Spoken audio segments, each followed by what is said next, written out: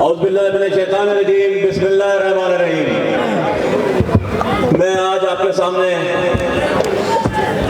सबसे पहले आप स्टेज पे बैठे हमारे भाई जो मुंतज़मीन जलसा है, मीटिंग है, जिन्होंने कॉर्नर मीटिंग रखी, लेकिन ये तो जलसे से भी बड़ा नज़ारा पेश कर रहा है, उनका शुक्रगुजार हूँ मैं।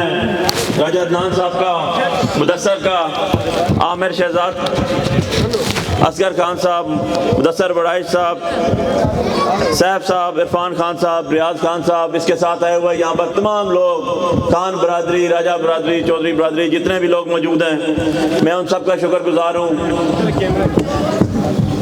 हमारा आज यहाँ आने का एक मकसद है, इकट्ठा होने का एक मकसद है। इस मकसद के लिए सुबह से लेके शाम तक, शाम से लेके रात तक, रात से लेके आधी रात तक मैं NA-48 के एक कोने से दूसरे कोने, दूसरे कोने से तीसरे कोने, और ना कोई गाँव, ना कोई ढोक, ना कोई सेक्टोरियल इलाका, ना कोई रूरल इलाका बचा है जहाँ पर मैं ना गया हूँ। इस वजह से देर सवेर भी होती है और लोगों का प्यार इतना है कि जहाँ मैं जाता हूँ वहाँ से निकलते हुए लोग गाड़ी में बिठाते तक अपना सलाम खान साहब के लिए, माएँ बहनें बेटियाँ अपनी दुआएं खान साहब के लिए, और उसके साथ साथ अपना प्यार दे के भेजते हैं कि जब जाओगे मुलाकात होगी तो उनको हमारा सलाम ज़रूर देना।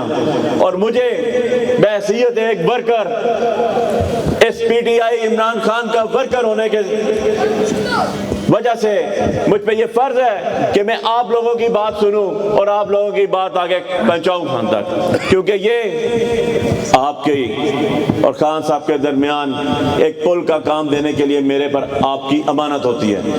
इस वजह से मैं आपसे माजरत हुआ हूं कि आपको काफ़ी इंतज़ार करना पड़ा, लेकिन अगर मेरा शेड्यूल आप देखें तो आपको पता चलेगा कि हमारे मुखालिफ कैंडिडेट्स के एक एक हफ्ते की, डेढ़ हफ्ते की जो लिस्ट है कॉर्नर मीटिंग्स की, हमारे एक दिन की लिस्ट उससे बड़ी होती है।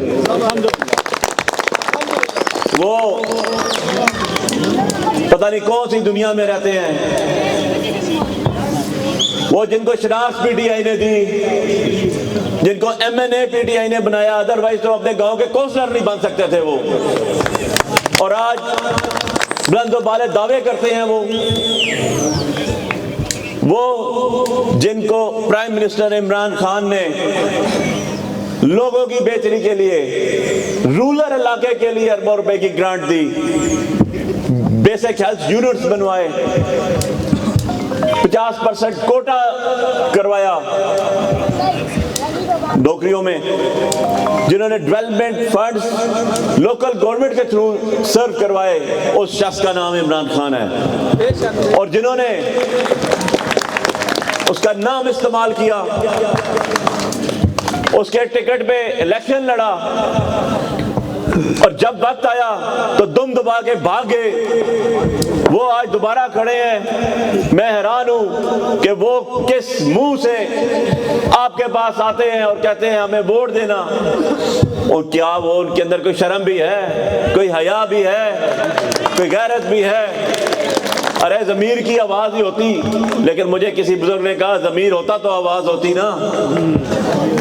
अब जब कई बस नहीं चला तो कहना शुरू हो गए, डब्बे भरे हुए आ जाएंगे, मोहरे लगे हुए आ जाएंगी, पोलिंग एजेंट नहीं बैठेंगे, पुलिस के डाले भेज देंगे।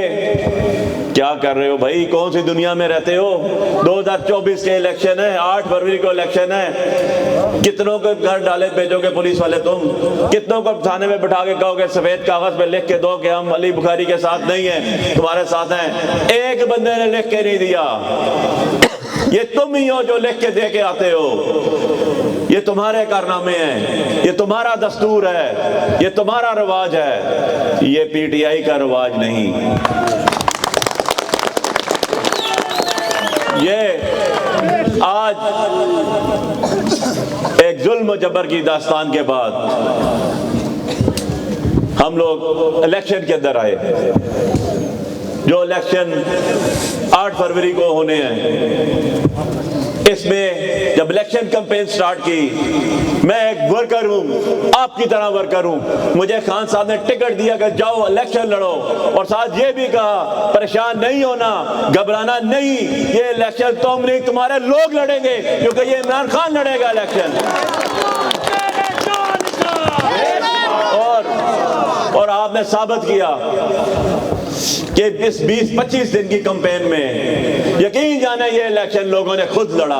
मैं रात को 1:30-2 बजे भी गया लोगों के पास, सख्त तरीन सर्दी में भी, ख्वातीन भी बैठी हुई थी, बच्चे भी बैठे हुए थे, बूढ़े भी बैठे हुए थे, और कह रहे थे सिर्फ हमने एक दफा आपकी शक्ल देखनी है कि इमरान खान ने जिस शख्स को टिकट दिया है उसको सिर्फ देखना है, उसको सुनना है, सारी रात बैठना पड़े तो हम बैठेंगे, वोट क्या चीज है, जान भी देंगे इसके लिए।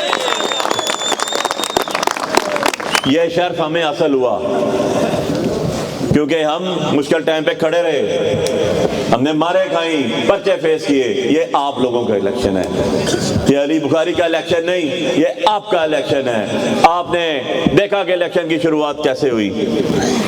हमें जलसा करने की इजाजत नहीं, हमें रैली निकालने की इजाजत नहीं।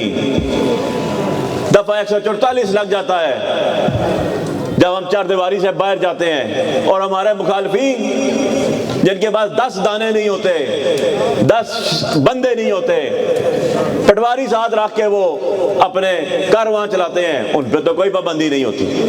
हमें तस्वीर लगाने पे मना, हमें बैनर लगाना मना, हमें पैम्फलेट्स पे तस्वीर लगाना मना, यहां तक कि हमें या का नाबुदु व या का नस्ताईन लिखना मना। कौन सी playing field, level playing field की बात करते हो? लेकिन देखो आके, ये खुदा की कुदरत है कि हकदार को उसके हक से जब रोकोगे तो जिस तरह आवाम निकलेगी, जिस तरह अभी आप निकले हुए हैं।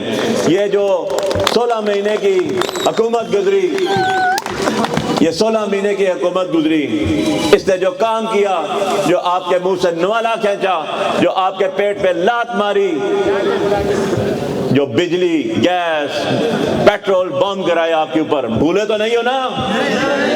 ये तो नहीं भूले कि एवन फील्ड में किसके वहां पर फ्लैट्स हैं? ये तो नहीं भूले ना कि कौन यहां से बाहर गया था बीमारी के लिए? को ये तो नहीं भूले ना कि वापस आया और फिर मैदान में आया है। लेकिन फर्क ये है कि मैदान में शेरों की तरह नहीं आया, छुप छुप के कहीं बैठा हुआ है। और उसके कारिंदे कौन है? उसके कारिंदे वो हैं जो यहां से भगोड़े हुए, जिनके पास निशान कोई नहीं है। कहीं पे वो एक पार्टी का सिंबल लगाते हैं, कहीं पर वो दूसरी पार्टी का सिंबल लगाते हैं। वो हमारे एक दोस्त हैं, वो बड़ी मजेदार बात करते हैं, राजा शाहिद चानी साहब, वो कहते होते हैं एक टिकट में 3 पार्टियां। ये तो उनकी हकीकत है, यही असलियत है। और कभी कहते हैं हम कैंप नहीं लगाने देंगे, कभी कहते हैं हम पोलिंग एजेंट नहीं बैठने देंगे। और ये सारे पोलिंग एजेंट हैं, ये सारे कैंप हैं, इन सबको पता है कि इमरान खान की वोट पैराशूट है। तुम एक दफा आके तो देखो, तुम कहते हो पोलिंग बंद करवा के हम जीत जाएंगे, बाहर आ जाओ, दुनिया में आ जाओ, देख तो लो जरा हकीकत को। ये लोगों का हक है, ये मुल्क पाकिस्तान हमारा मुल्क है। एक मुल्क खुदादाद है पाकिस्तान, 2 कौमी नजरिए पे बना, कुर्बानियां दे के बना, जाने दे के बना, इज्जत माल लुटा के बना। ये इसको हम चोरों के हाथ नहीं दे सकते। हमारी आन शान, हमारी पहचान, हमारा मुल्क पाकिस्तान है। हम पाकिस्तान के लिए जिएंगे, पाकिस्तान के लिए मरेंगे। और हम पे ये अल्लाह और उसके रसूल के नजदीक फर्ज है कि इसकी हुक्मरानी किसी चोर को नहीं देंगे।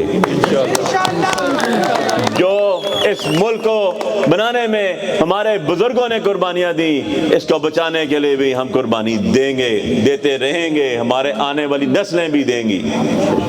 वो शख्स जो जेल में है इसी वजह से है कि इस मुल्क की सालमियत के लिए कॉम्प्रोमाइज नहीं करता।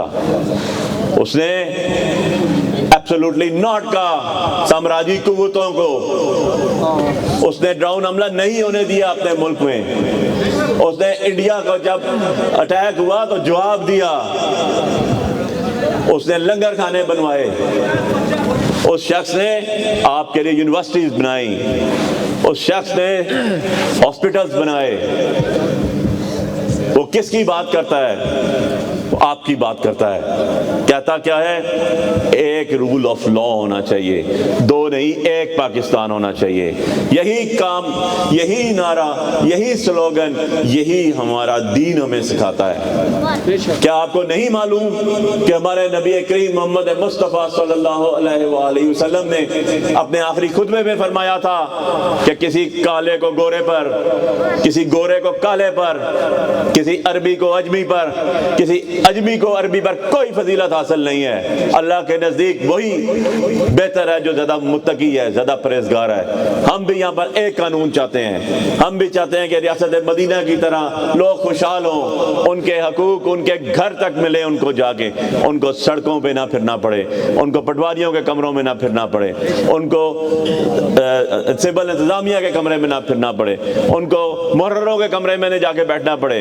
इस चीज़ को ख़त्म करने के लिए एक चीज़ चाहिए सिर्फ, वो रूल ऑफ लॉ है, कानून की हाकमियत है। और वो कानून की हाकमियत लाने के लिए आप पे भी फ़र्ज़ है कि आप अपना दीनी वह दुनियावी हक अदा करें। और वक्त आ गया है, वो आपने हक अपनी वोट से अदा करना है। वो हक आपने पैराशूट पे मोहर लगा के बताना है। कैंप हो ना हो, पोलिंग एजेंट हो ना हो, तुम जो मर्जी कर लो, जब लाखों वोटें एक तरफ आती हैं तो गिनती के चंद शख्सों का कुछ भी नहीं होता। मैं आपको बताऊं, मैं एक वर्कर हूँ। मुझे खान साहब ने कहा जाओ अली तुमने NA-48 से इलेक्शन लड़ना है।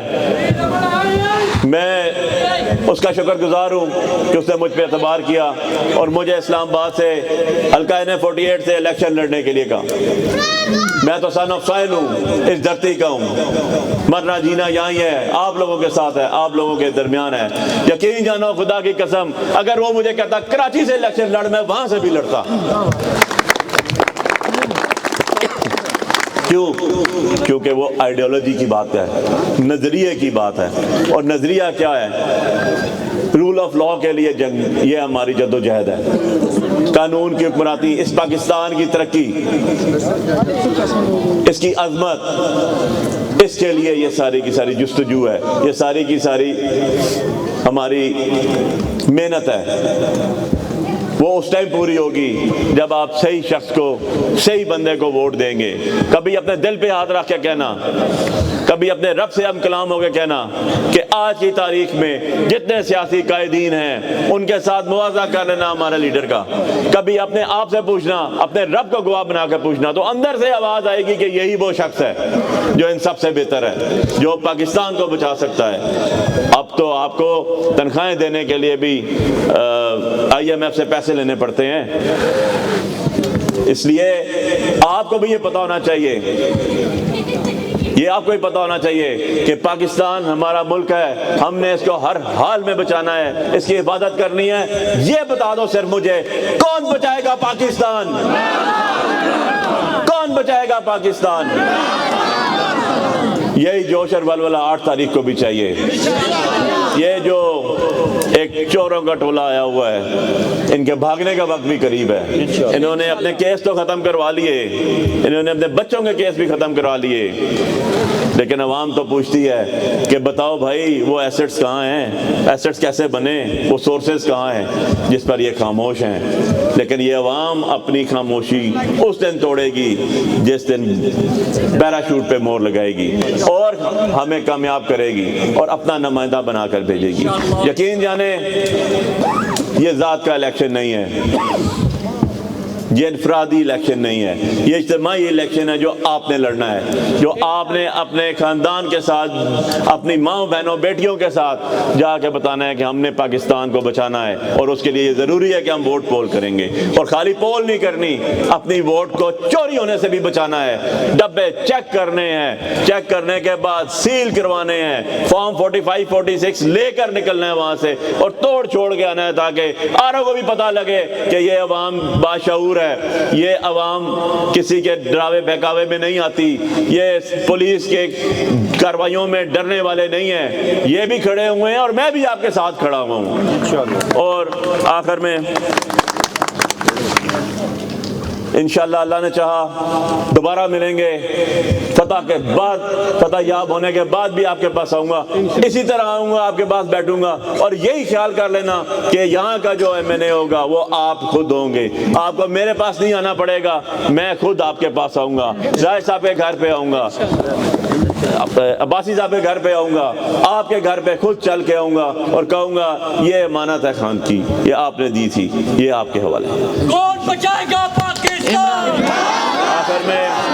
आखिर में मैं आप सब लोगों का बहुत शुक्रगुजार हूँ और एक दफ़ा फिर माजरत खवाऊँ, बातें मैंने और भी करनी थी लेकिन आगे 3-4 प्रोग्राम सारे लेट हो रहे हैं, वहाँ भी पहुँचना है। मैं राज साहब आपका, आपकी सारी टीम का, अपने भाई का, बाई साहब का, इन सब का बहुत शुक्रगुजार हूँ। जो आप बुज़ुर्ग भाई बहनें, हमारी बच्चियाँ अंदर मौजूद हैं, जो बच्चे मौजूद हैं, उनका भी सिर्फ आखिरी रिक्वेस्ट यही है कि हमने एक नज़रिए को बनाया, चढ़ाया, परवान चढ़ाया, खान साहब के साथ खड़े होके हम उसी कश्ती में बैठे हुए हैं। इसको पार भी आप लोगों ने लगाना है, ऐसा ना हो कि ये डगमगाए, ना हमारा नज़रिया डगमगाएगा, ना हम खुद डगमगाएंगे, ना हमारा मुस्तकबिल डगमगाएगा, क्योंकि आपके लिए, आपके मुस्तकबिल के लिए एक शख्स जेल में सज़ा काट रहा है, इन बच्चों के लिए उसका कोई ज़ाती इंटरेस्ट नहीं है, सिर्फ ये अब उन्होंने हमें अपना नुमाइंदा बनाया, जो हमारे से बल्ला लिया गया वो भी आपको पता चल गया। और मैंने यकीन जाने उनसे पूछा तो उन्होंने कहा परेशानी की क्या बात है, आधी रात को भी साइन चेंज हो, सिंबल चेंज हो, सुबह लोगों को पता चले तो डब्बा भरा हुआ तुम्हारा निकलेगा, परेशानी नहीं। आखिर में एक दफा फिर दोबारा आपको तकलीफ दूंगा, कौन बचाएगा पाकिस्तान? कौन बचाएगा पाकिस्तान? पाकिस्तान। बहुत शुक्रिया।